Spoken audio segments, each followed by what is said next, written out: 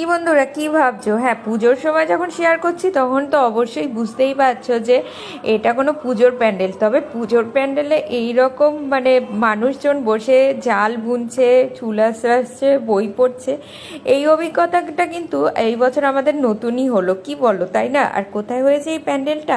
হ্যাঁ, কালকে রাত্রিবেলা গেছিলাম যোধপুর পার্কের যে ঠাকুরগুলো আছে, মানে যোধপুর পার্কের যে প্যান্ডেলটা সেটাই দেখতে। সেখানে গিয়ে দেখি এই রকম বেশ সুন্দর একটা প্যান্ডেল করেছে। আর যেহেতু চতুর্থীর দিন ছিল, খুব বেশি ভিড়ও ছিল না। আর এখানে গিয়ে তো সবারই চোখ ছানা বড়া হয়ে গেছে, কেননা এখানে একটা যে পুরনো পাড়া হয়, সেই পাড়ার কালচারটাকেই তুলে ধরা হয়েছে। যেখানে ওই দেখতে পাচ্ছ যে দাঁড়িয়ে দাঁড়িয়ে কাপড় কাচার পরে কাপড় শুকাচ্ছে, যা আমরা দৈনন্দিন বাড়িতে করে থাকি আর কি। চুল আঁচড়াচ্ছে, কেউ একজন বসে পড়াশোনা করছে। সব মিলিয়ে তো প্যান্ডেলটা দারুণ হয়েছে। আর আমাদের বাড়িতে বানাবো